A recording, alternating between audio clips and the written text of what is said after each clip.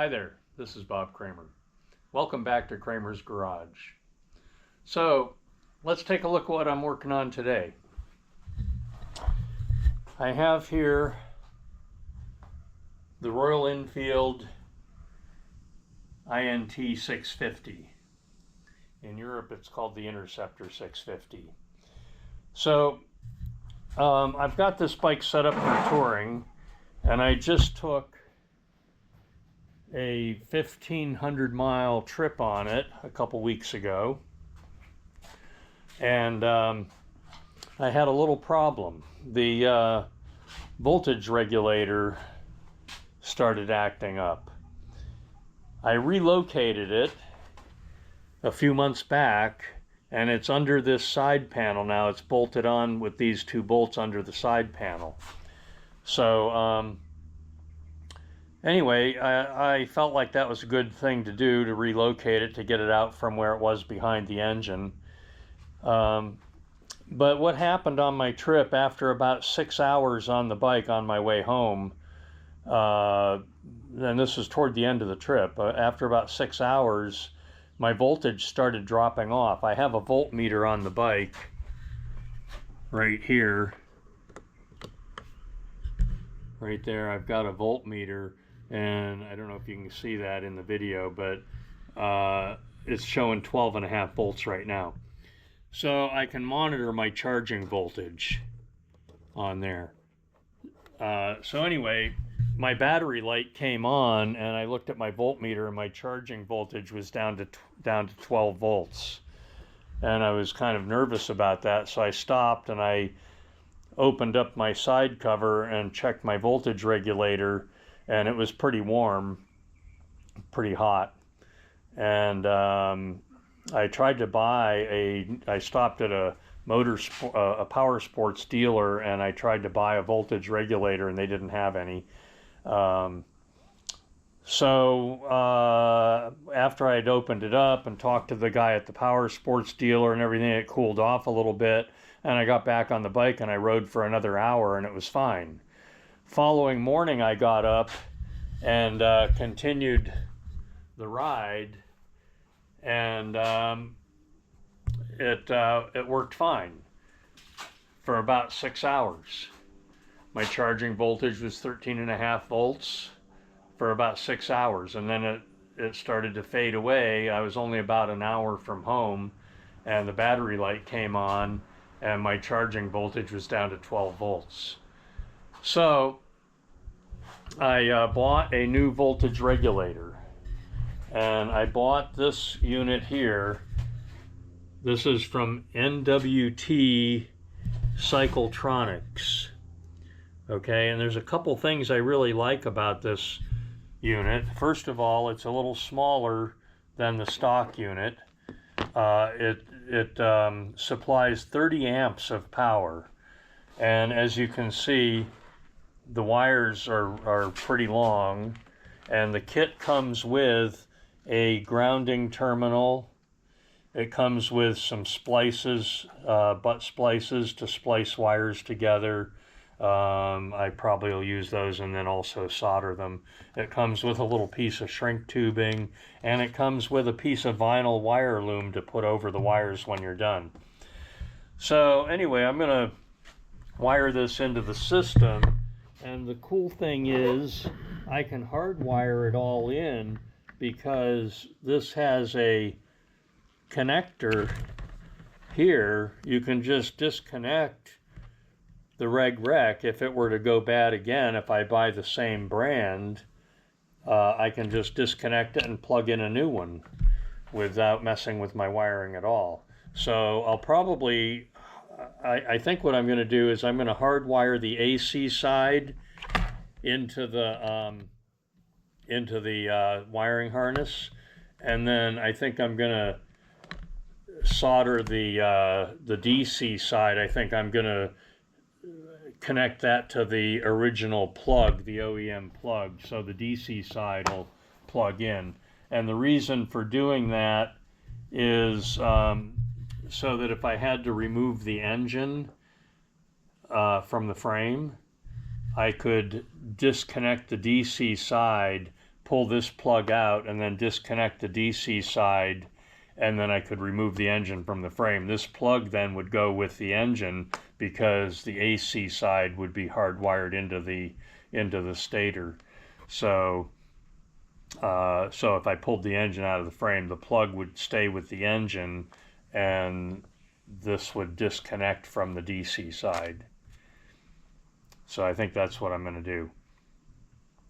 So anyway, stay tuned if you want to follow along with the project and see how I install this.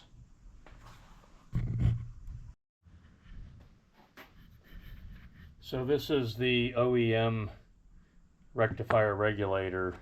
This is the new one from Cycletronics, NWT Cycletronics. So to work this out, as you can see, the hole spacing is quite a bit different, and I didn't want to drill new holes in the cover. So I made an aluminum plate that's going to bolt into the cover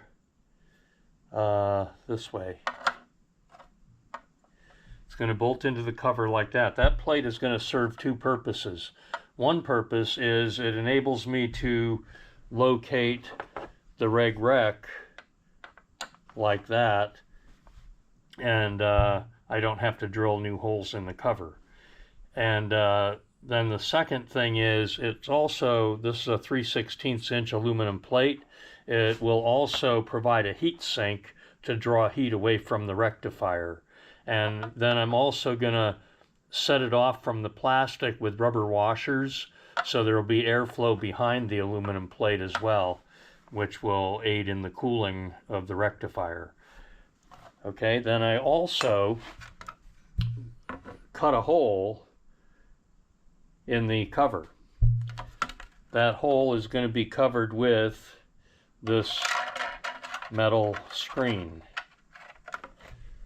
So it'll look like that. And that will serve two purposes. One, it'll allow more airflow across the rectifier, keeping it cooler, but also keep in mind that this is on the air intake side of the bike, so it will also provide more airflow that can be sucked into the air filter. So I might get more air into the engine, I don't know. But either way, getting more air flow through this cover will be a good thing for the air intake and for the rectifier. So I've got all the parts made, and so the next thing to do is to put it all together. And of course, here's the wiring for the new one. So I'm going to splice my DC side into the DC wires on the new one, and then I'm going to hardwire the AC side into the wire harness. So first thing I'm going to do is glue this screen in place, and while that glue is drying, I can go ahead and do the wiring.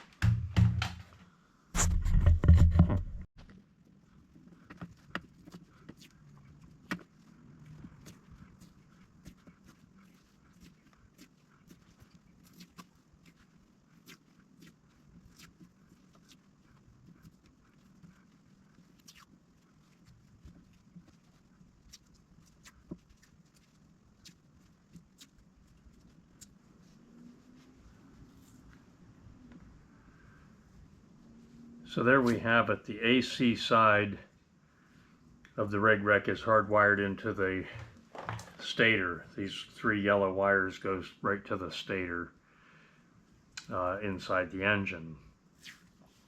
The DC side is connected with a plug that goes into the wire harness, and that will go to all the electrical systems on the bike. So if I need to disconnect it from the DC side, I can just pull the plug. If I need to disconnect everything, I can pull the plug off the reg rec, this plug here. If I need to pull the engine out of the bike, I would pull the plug from the reg rec and then unplug the DC side from the wire harness, and then this piece here would go with the engine. Hopefully that never has to happen.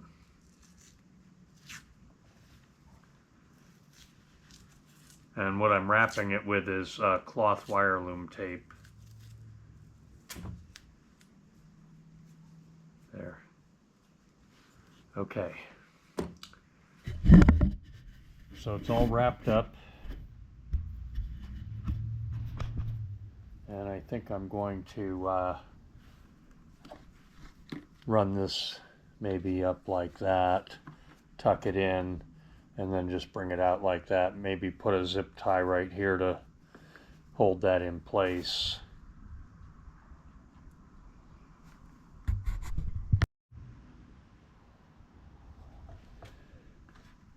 Okay, so there's the reg rec mounted inside the cover. I put a screen over the opening, which is going to allow more airflow. I may in the future paint the screw heads black. So let's come back over here. I zip tied the wire up in there. So here we go.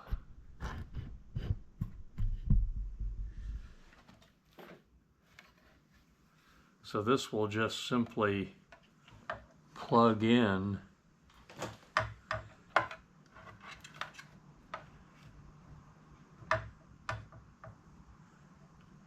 like that.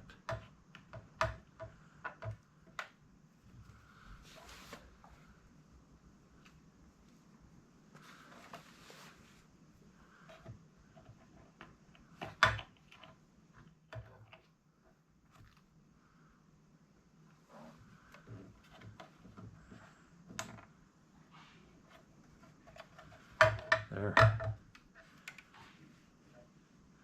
And get something to cut that zip tie with. And let's see how it fits.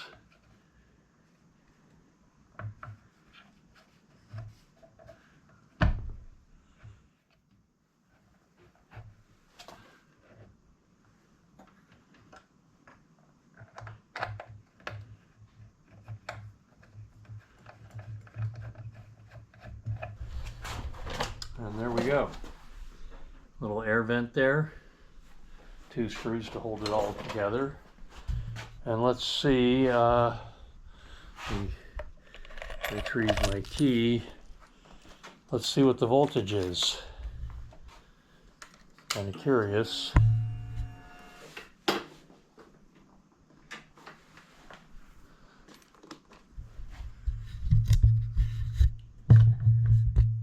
Okay, I don't know if you can see that. It says I've got 11.2 only, so let's see if it'll start. Alright, look at that. Went from 11.2 to 13.5.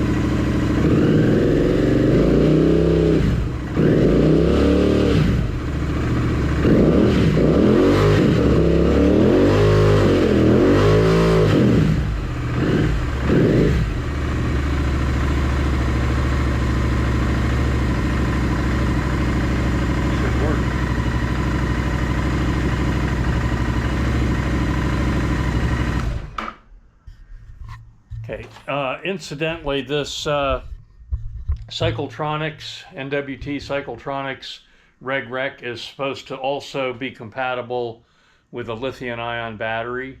I'm using an AGM battery, but it's also compatible with lithium-ion. So looks like it's a successful operation here. Everything's, I just have to put the seat back on and the side cover. But I'm going to end this video now. And there's my installation video for the NWT Cycletronics Reg. So if you like my video, give me a thumbs up.